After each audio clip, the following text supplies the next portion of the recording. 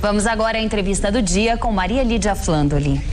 Pesquisa realizada por cientistas americanos e ingleses na Nova Zelândia mostrou que o uso habitual da maconha na adolescência pode afetar funções da inteligência, reduzindo a capacidade intelectual e o desempenho no trabalho. Hoje, nós recebemos o médico psiquiatra Marcelo Niel, da Unifesp, especializado em dependência de drogas e psiquiatria forense. Doutor Marcelo, obrigado por o senhor estar conosco. Agora, é interessante, nós vimos aí na nossa reportagem que o Brasil, né, ocupa lugar de destaque num ranking internacional de consumo de droga, da cocaína. Mas a questão é que a maconha, para muita gente, a maconha é inofensiva, dá uma sensação de bem-estar, não tem problema nenhum. Tem fundamento isso? Na verdade, quando a gente compara o uso da maconha em relação às outras drogas, como a cocaína e o crack, a gente de fato percebe que pode dar até para se considerar um mal menor, né? Mas pelo efeito, por ter menos indução de agressividade, perda, né, de controle, mas na verdade a gente sabe que existem prejuízos relacionados ao uso da maconha mesmo assim, né, que isso muitas vezes é banalizado. Em qualquer época ou quando começa com a maconha muito cedo? A gente sabe que para qualquer droga, quanto mais tarde o indivíduo tiver contato, quer dizer, o ideal é que ele não tenha contato, mas quanto mais cedo ele tiver contato com a maconha ou com qualquer outra droga, maiores são os prejuízos e o maior é o risco dele ter problemas no futuro.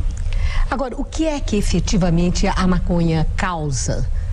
Na verdade, assim, para essas pessoas? Na verdade, a maioria dos estudos que a gente tem relacionados aos danos cognitivos pelo uso de maconha estão relacionados ao momento que a pessoa está usando, né? Então, a maioria dos estudos sérios mostra que enquanto a pessoa está fazendo uso, ela tem uma perda de raciocínio, de cognição, quer dizer, uma diminuição dos níveis de processamento de informações, etc. Não destrói neurônios? Então, esses ainda são dados controversos, né? Porque alguns estudos apontam que sim, outros estudos apontam que não, né?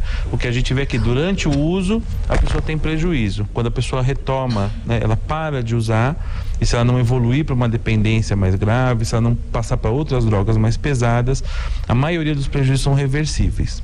Entretanto, uma pessoa que tem um adolescente com o cérebro em formação, essa é a grande questão, em que as substâncias estão rapidamente se alterando, o cérebro está se formando, daí gera maior controvérsia. Deixa uma sequela? Porque pode ou não deixar uma sequela, né? O que acontece é que, na verdade, as críticas que se fazem a esses estudos é que muitas vezes a população avaliada de usuários de droga é aquela população que já tem prejuízos, né, sociais, já tem às vezes um déficit intelectual relacionado já ao seu background, de não ter tido acesso à educação adequada, de classes socioeconômicas mais baixas e que já não tem o mesmo estímulo de um indivíduo de uma classe social mais alta. Agora, para isso é preciso um uso habitual ou um uso esporádico, porque eu sei de muita gente que acha que numa balada, no fim de semana, fumar uma maconha não tem problema nenhum.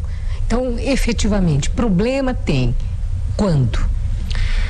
Na verdade, a gente não tem uma relação precisa ainda dos estudos, né? Mostra assim, a gente sabe que quanto mais a pessoa utilizar isso para qualquer droga, maior é o risco do prejuízo, né? Entretanto, até porque a gente não tem, né, muita viabilidade aqui no Brasil dos estudos, assim, com quantidade, quanto que a pessoa fuma, quantos cigarros, qual a quantidade de maconha que contém em cada cigarro de maconha, então os estudos sempre apontam muito controvérsias.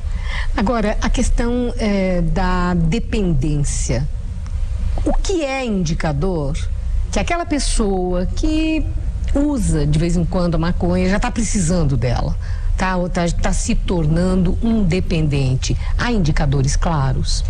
Na verdade, a gente percebe, né, que além do aumento progressivo do uso, né, que cada vez ele vai usando uma quantidade maior, necessitando, se a gente fala do estreitamento de repertório, cada vez a pessoa ela vai limitando o eixo social dela em função do uso. Ela vai se apoiando na maconha, é isso? Né? E o que eu sempre pergunto para um paciente é para ele fazer um teste. Você já ficou algum tempo sem usar? Né? Porque se o indivíduo fuma vários anos e durante uma viagem internacional, que geralmente o indivíduo tem medo de usar no exterior pelas regras, né, o risco de ser preso ou se teve que, por exemplo, um problema de saúde, passou por uma cirurgia, conseguiu ficar sem usar, não teve sintomas de abstinência, de insônia, irritabilidade, pode ser que ele não seja dependente, né?